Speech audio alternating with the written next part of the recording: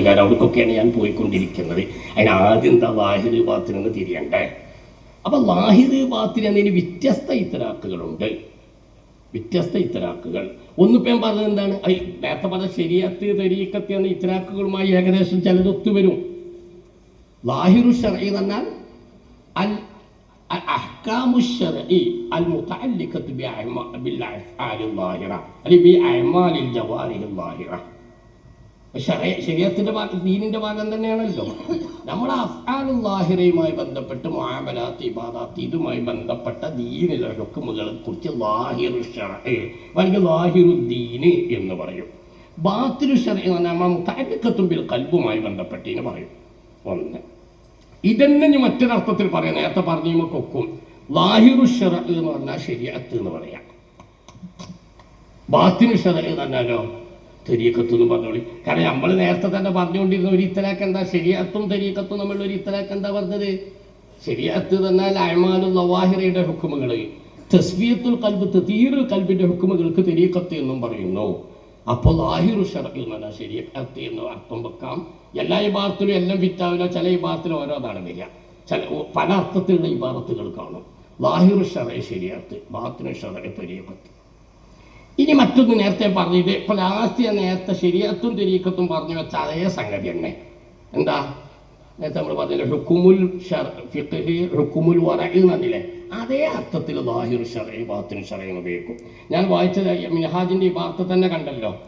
എന്ത് ജവാസ് അതേതാണ്, എന്താ പറഞ്ഞത്, ഹുക്കുമു ശർഈ വ ലാഹിറുഹു, ഹുവിന്റെ ദമീർ ശർഈക, ഹുക്കുമു ശർഈ വ ലാഹിറു ശർഈ. വസ്സാനി ആ ഇഹ്തിയാത്ത് സ്വീകരിക്കുന്ന രീതി, മുബാഹിൽ ആവശ്യത്തിലധികം വേണ്ട നിൽക്കുന്ന രീതി, അത് ഹുക്കുമുൽ വറഇ വഹഖുഹുന്നുണ്ട്, ചില ബാത്തിൽ ബാത്തിലുണ്ട്. ഇപ്പോൾ ലാഹിറു ശർഈ ഒന്ന് അഫ്ആലുൽ ജവാരിനെ കുറിച്ച് ലാഹിറു ശർഈ എന്നും അഹ്കാമുൽ ഖൽബുമായി ബന്ധപ്പെട്ടതിനെ കുറിച്ച് ബാത്തിനു ശർഈ എന്നും പറയും. കാരണം ഒന്ന് ലാഹിർ ഒന്ന് ബാത്തിനാണല്ലോ ഖൽബ് എന്ന നിലക്കാണത്.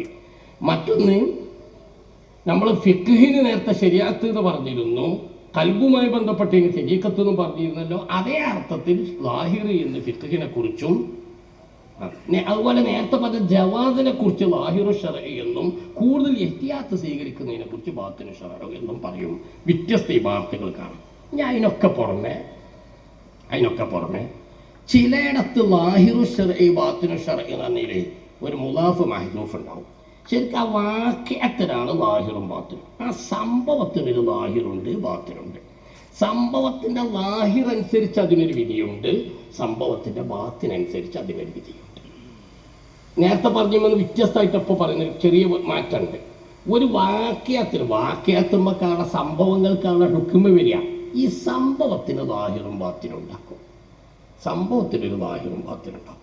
ലാഹിർ മനസ്സിലാക്കിയ ആൾക്ക് അതിനൊരു ഹുക്മുണ്ടാകും, ബാത്തിന് മനസ്സിലാക്കിയ ആൾക്കോ വേണമെങ്കിൽ നമ്മുടെ മുന്നിലൊരു വെള്ളം ഒന്നെടുക്കാൻ പോകാം, അതിന് നജസ് വീണ സംഗതി നമ്മൾ അറിയൂല, അവിടെ കൂടി ആരും അറിയൂല. ഈ വെള്ളം ഒന്നെടുക്കാൻ പറ്റുമെന്ന് ചോദിച്ചാൽ എന്താ പറയാ, പറ്റുമെന്നറിയാം. നമുക്ക് കൊണ്ട് ഒന്നെടുത്തൂടെ? ഒന്നെടുക്കാം, നിസ്കരിക്കാം.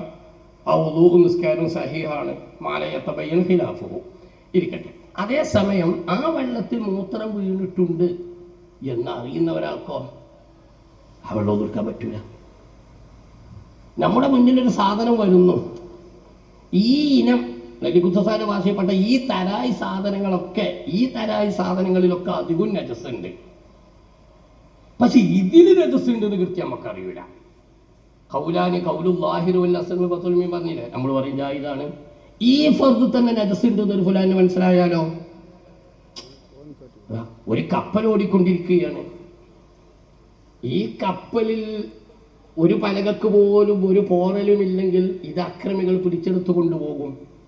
ഒരു പലക മാറ്റിവെച്ചാൽ അക്രമികൾ പിടിച്ചെടുത്തു കൊണ്ടുപോകൂല എന്ന് ബോധ്യപ്പെട്ട ഒരാളെ സംബന്ധിച്ചിടത്തോളം ആ പലകയെന്ന് പറിച്ചു മാറ്റി വെക്കൽ ഖൈറാണ്. അത് ബോധ്യപ്പെടാത്ത ഒരാളെ സംബന്ധിച്ചിടത്തോളം അതൊരു സാധനം നശിപ്പിക്കലാണ്, കേടുവരുത്തലാണ്. ഇവിടെ എന്താ സംഭവം? ആ വാക്യത്തിനാണ് ലാഹിറും ബാത്തിനും ഉള്ളത്. വാക്യത്തിന് ലാഹിറും ബാത്തിനുണ്ട്. വാക്യത്തിന്റെ ലാഹിറെ രണ്ടാക്കും തസവൂറായിട്ടുള്ളൂ എങ്കിൽ രണ്ടാളും പറയുന്ന ഹുക്കം ഒന്നായിരിക്കും, കേടുവരുത്താൻ പാടില്ല എന്നാ പറയാം. വാക്യത്തിന്റെ ബാത്തിന് രണ്ടാക്കും തസവൂറായിട്ടുണ്ടെങ്കിൽ അത് എടുത്ത് മാറ്റി വെക്കണം തന്നെയാണ് രണ്ടാൾക്കും പറയാം. ഒരാൾക്ക് വാക്യത്തിന്റെ ലാഹിർ അറിഞ്ഞു, ഒരാൾക്ക് വാക്യത്തിന്റെ ബാത്തിന് അറിഞ്ഞു. ലാഹിറനുസരിച്ചുള്ള ദീനിന്റെ ഹുക്കം ഒരാൾ പറയുന്നു, ബാത്തിനനുസരിച്ചുള്ള ദീനിന്റെ ഹുക്കം ഒരാൾ പറയുന്നു. രണ്ടും ശരിയാണ്. അപ്പൊ ഞാൻ പറഞ്ഞ ചില ഉദാഹരണങ്ങളിൽ, ചില സംഭവങ്ങളിൽ വാക്യത്തിന് ലാഹിറുണ്ടാകും, ബാത്തിനുണ്ടാകും. അപ്പൊ ലാഹിറു ശർഈ എന്നതിന്റെ അർത്ഥം, ലാഹിറു ശർഈ എന്ന് പറഞ്ഞാൽ അതിന്റെ അർത്ഥം ആ വാക്യത്തിന്റെ ലാഹിർ അനുസരിച്ച് അതിന് ശർഈലുള്ള ഹുക്മ എന്താണ്. ബാത്തിനു ശർഈ എന്ന് അവിടെ പറയുമ്പോൾ ആ വാക്യത്തിന്റെ ബാത്തിന് നഫ്സുൽ അംർ തസവ്വുറാക്കുമ്പോൾ അതിനുള്ള ശർഈന്റെ ഹുക്മ എന്നാണ്. എല്ലായിടത്തും ഇതേ അർത്ഥത്തിലല്ലാതെ ഞാൻ നേരത്തെ പറഞ്ഞിട്ടുണ്ട്. ഞാനാണ് ലാഹിറും ബാത്തിനും ഒരുപാട് ഇത്തലാക്കുകൾ പറഞ്ഞത്. ഇരിക്കട്ടെ, ഇതൊക്കെ തൽക്കാലം അവിടെ മനസ്സിൽ വെച്ചാൽ മതി. നമ്മൾ മർമ്മത്തിലേക്ക് കിടക്കുകയാണ്.